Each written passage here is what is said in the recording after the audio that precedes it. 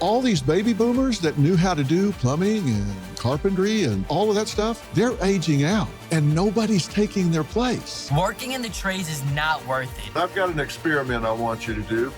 All that, just pull it out by hand. That's what the gloves are for. If everything you do is just what you want to do, grow up. I don't want to listen to you prattle on about everything you're talking about. That's every day. 100% I was working in the trades for 3 years as an electrician, and I quit that job. I was waking up miserable every single day. Every day I was going to the job site, and there was people twice my age complaining about their bodies. Their bodies are completely totaled, and they're still working. It's like, what the bro? Hell no, I don't want to do that.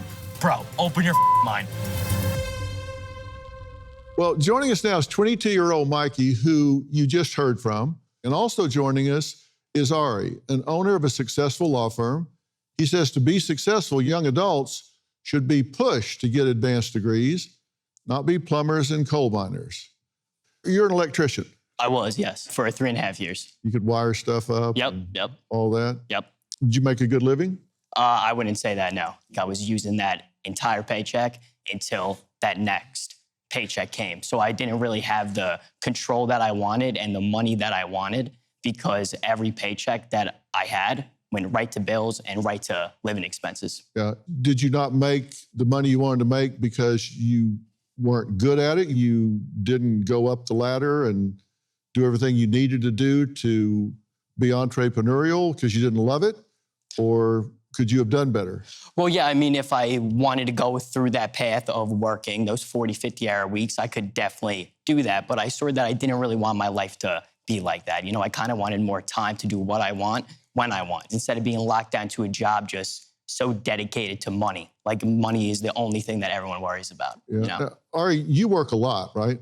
I do. Because you have your own law firm. I do. As a litigator, you put in a lot of hours, and just because you got an advanced degree, it doesn't mean you're going to work from 9 a.m. to 11 a.m. and that's it. As a matter of fact, getting that degree was a lot of hard work. I've worked construction, and one of the reasons I wanted to do something different was getting a degree, by the way, doesn't make you a better person or a worse person. I just want to be very clear. Yeah, this is just another thing on the wall.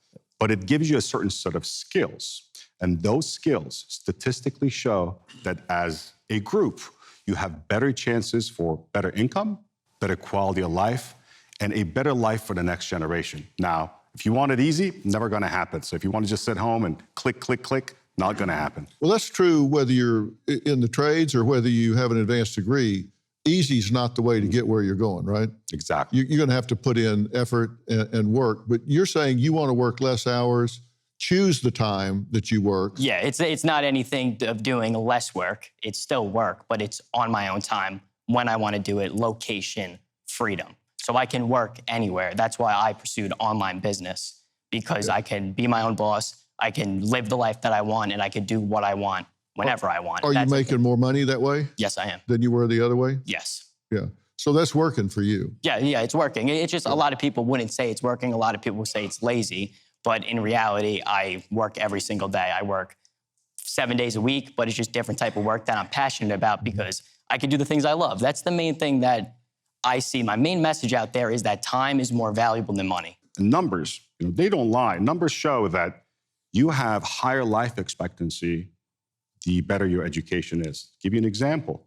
Someone who hasn't finished high school has a 14.2 year less life expectancy than someone with a master's degree.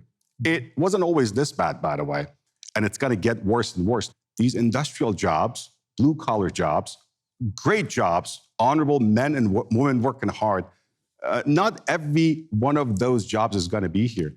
The service industry, which is a skilled labor sector, your lawyers, your doctors, your tech guys, your engineers, people who have certain degrees, a master's in business administration, an MBA, a physician with a specialty, a lawyer, a litigator, a teacher, a professor. These are going to be specialized, highly skilled economies of the world. Now, from agriculture, we went to industry. We went to hard, sort of factory work. From that, we're going to the age of information. Now, I just don't want to break this down on this is better for you, this is better for Johnny, this is better for Jamie. This is better for America. Yeah, okay. Well, take a breath there for a minute. Take a breath. This isn't a closing argument yet. But the fact is, we're going to have 3 million trade jobs open in the next 4 to 5 years with nobody to fill them, because this building you're practicing law in, this courthouse that you're trying cases in, they're made up of wood and electrical. You got to have lighting, you got to have plumbing. We don't have people to fill those jobs coming up because the baby boomers are aging out and there's nobody to fill those trades, and they're going to be in high demand to fill those jobs. And the reason there's that difference in age has to do with a whole lot more than just the job they're doing. It has to do with how good a benefits package they have, what kind of health insurance they have. It's not just the work they're doing. There's a whole lot more to it than that. So I suggest that's an oversimplification to just say the occupation determines the outcome. You spend your money, it'll come back eventually. If all else fails, I can always marry rich, so then I'll be rich forever. How am I supposed to find something I actually want to do for the rest of my life if I don't like any job? There's not one job you can suggest to me that I'm going to be like, oh my God, yes, I definitely want to do that for the rest of my life. Does it look like I want to get up at 6 a.m. every day for the next 60 years? No, I'm too pretty for that. Well, I had a little surprise for Lucy when she landed in Texas, and it involves some of the on-the-job training with Texas master plumber Roger Wakefield. Let's take a look.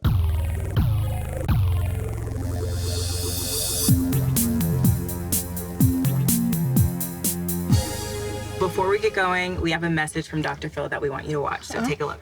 Hey, Lucy, Dr. Phil here. Welcome to Texas. I understand that you just don't ever want to do a 9 to 5, especially a job where you get dirty. Awful lot of your generation is that way. They just don't want to get down in there and put in a day's work for a day's pay. But I've got an experiment I want you to do, because I'm going to hook you up with master plumber Roger Wakefield. And we're going to get you to go out and see what it feels like to do a real job and accomplish something. Now, come on, you can give me one part of one day to get out there and get your hands dirty and do something where you say, hey, I did that. I got that done. So give it a shot, Lucy, and I'll see you in studio. I was not expecting that. I've never done anything like that. I don't really clean my toilets at home. $105. If they break, I might cry. Or I can watch like a YouTube tutorial maybe. Doesn't know how to plumb correctly. Find out.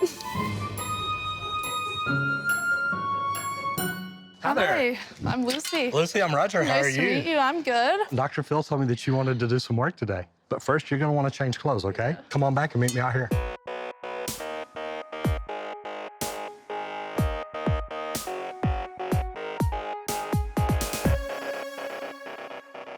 This looks more like it. It's not like it for me. We're going to install a tank down here. So Oh.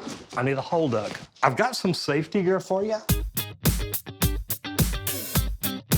These do not match the outfit. Okay, safety gear does not always match. This hole needs to be dug from side to side, all the way to the back, 25 inches deep, okay? You want me to dig it? Think you're okay with that? I'll have to do it. Okay.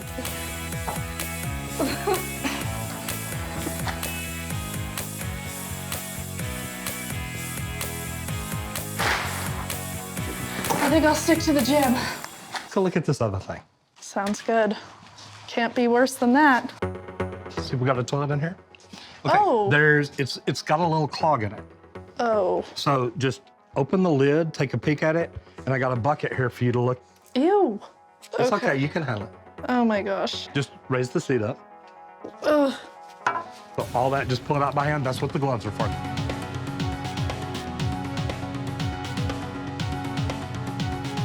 You owe me $105 for my manicure right now. Ew! It went in my hand. It actually went down the glove.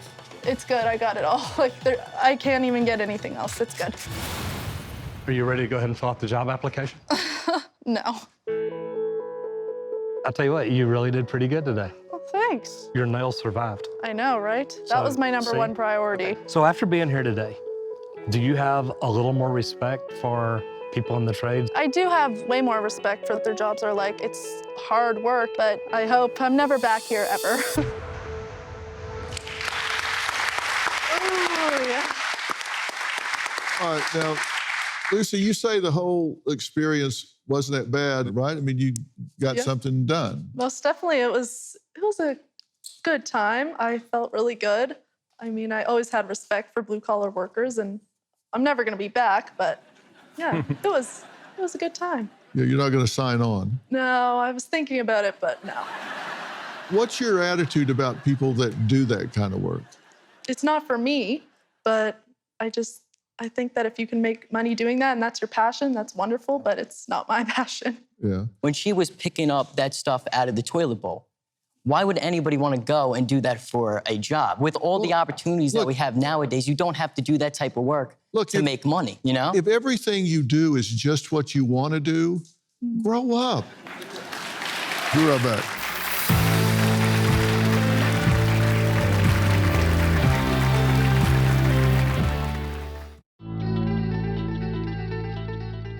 If everything you do is just what you want to do, grow up. Yeah, but that doesn't, You don't just get to do what you want to do.